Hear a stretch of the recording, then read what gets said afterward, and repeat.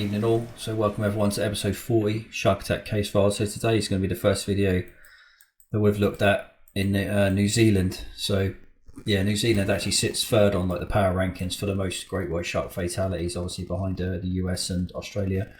This is the first video we've done on New Zealand, and we're also going to look at just some of the behaviour of great white sharks in this area, because there's been some interesting tracking projects and scientific papers about shark movements in Australia. I mean, they move between here, sort of Chatham Island, to the sort of southern peninsula of New Zealand, and they move all the way up to sort of Fiji, Tonga, New Caledonia, Vanuatu here, even up to the Coral Sea, to the Great Barrier Reef, and they go backwards and forwards between New Zealand and Stewart Island,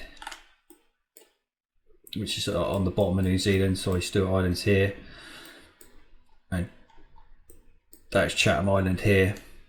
Yeah, and you get a huge movement around these areas. So we'll just dive into it. Yeah, so the statistics: there's been 19 fatalities, 10 on the top island, 17 on the bottom island, actually 2 up here on the Cook Islands. First recorded fatality was 1864, and the last fatality, which we're going to actually look at in this video, is just one case file today, is this attack in 2021, and there's been 50 case files that exist on record for interactions. Yeah, so it's one thing to note that New Zealand actually has very good protection of great whites. The Wildlife Act of 1953 made it illegal to hunt, sort of kill or harm great whites in New Zealand territorial waters, including like the economic zone of up to 200 nautical miles outside of New Zealand, and it's an offence punishable under law of like $250,000 fine and 2 years imprisonment. And also there was another Fisheries Act in 1996 which further protected them at high sea. So yeah, I mean, it's really good protection for sharks here. And they actually done a lot of studies. There was a lot of tagging studies dating back from 2005. They started a study of tagging 44 sharks, and they finally released a paper in 2018 through the NIWA. Yeah, and then this was quite a long research project, and they mainly tagged the sharks while they're in the water, which is obviously a preferred method to say, like the way that OSearch do it, but. So definitely a good methodology that they use, and these tagging results that most of these New Zealand great white sharks made like annual migrations to tropical waters in the winter. So obviously their winter is the northern hemisphere's summer. So what they're saying is that the sharks were mainly in the summer months they were in New Zealand and sort of Chatham Island out here. And then in the winter months in the southern hemisphere, they moved into more tropical areas. So yeah, Tonga, Fiji, Vanuatu, New Caledonia, Coral Sea, Great Barrier Reef. So yeah, it's a lot of movement into the tropics. And also surprisingly, they did not detect any movements between Chatham Island and New Zealand. So these were almost distinctive populations, this area here and the southern part of New Zealand. And this is due to proliferation of seals at Chatham Island and New Zealand, respectively.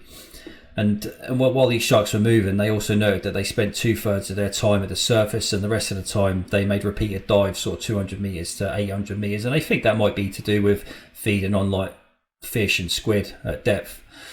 Yeah, and these the sharks were sort of represented almost continuously in the summer and early winter. So they were there in the summer and early winter, and then peaking in the autumn, March to June, which then the sharks spent about 4 to 5 months in the regions of Chatham Island and New Zealand, and then the rest of the year they spent migrating, swimming around into tropical waters on their sort of migration path, which is obviously fascinating. And there's a couple of other slides from this paper, I think led by Malcolm Francis, who's the lead scientist, and you can see here that these are the movements. So Chatham Island here, these sharks sort of moved up Kermadec Islands up to Tonga, and made a big loop all the way back around right into sort of the Pacific. Yeah, and then these sharks here in New Zealand, they some of them made their way to the Great Barrier Reef, some into the Coral Sea, some to New Caledonia, up to Vanuatu, Fiji, which we mentioned in another video, which a guy was killed off Fiji by a large great white. Obviously that was a migratory great white that killed him. yeah, so this is fascinating stuff, and there's 3 particular sharks here. One called Nicolas Cage. So what's the first quote that pops into your head?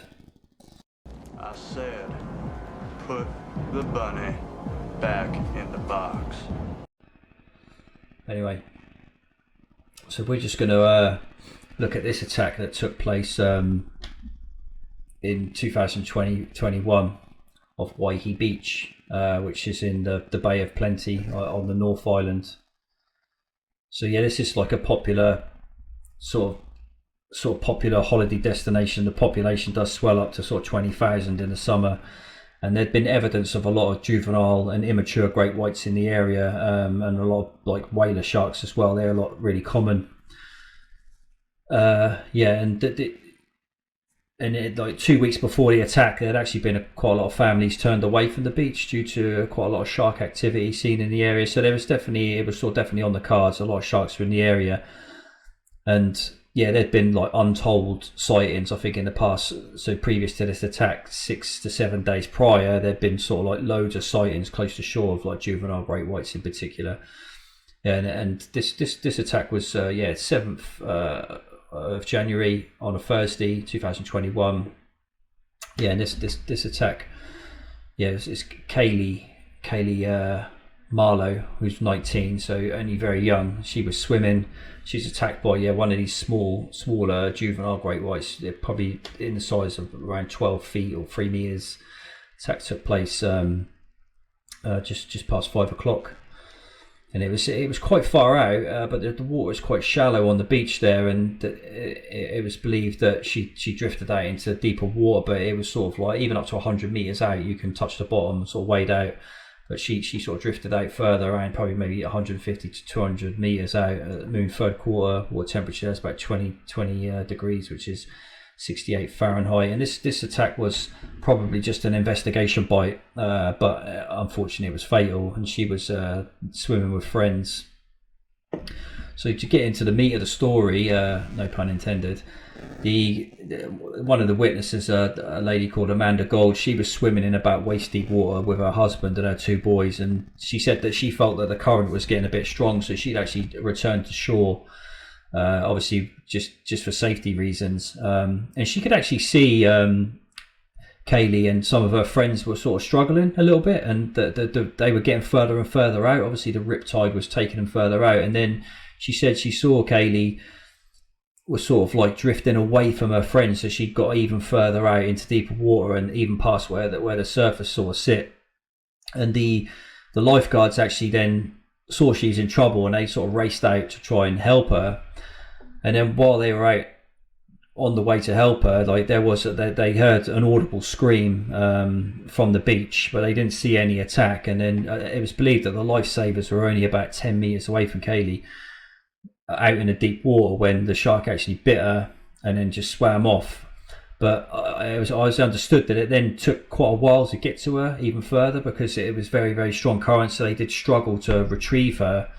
And I think at that point she'd lost a lot of blood, and by the time they got her to the beach, she was actually still alive, but they said that there was very little bleeding at that point. She'd probably lost a lot of blood, but it took up to 5 minutes. I think I read that it took up to 5 minutes to get her in. But she was still alive after 5 minutes. She'd lost all that blood during that 5 minute period, and then unfortunately that was too much for her body to handle, and she unfortunately passed away on the beach. And there's reports of, like, I don't know if it was her dad or one of her relatives actually then waded into the water sort of after the shark, just probably grief stricken, waded out like 100 meters and was like, cursing the gods, I imagine, because of what had happened. But yeah, obviously, nothing he could do at that point. And there's sort of scenes there on the day in that picture of like what it looked like. So it wasn't like particularly rough, but still the visibility doesn't look very good to me. And as I said, this is quite shallow all the way out here, and I think that the riptide had took them like beyond the break basically, and then this shark had just come along and just probably made an investigation bite, thinking she possibly was a seal or something, just to check her out. But yeah, it wasn't. I don't think it was sort of initiated by a predation or anything. Yeah, so that's the video today. But the main thing is I just think it's interesting how these sharks are seasonal, and they make a lot of movements in between New Zealand and different parts of the South Pacific. So yeah, I think that's interesting. And I'll also do a video on this island here, this Chatham Island. There's some really cool case files here, so I'll cover that in another video. Anyway, laters.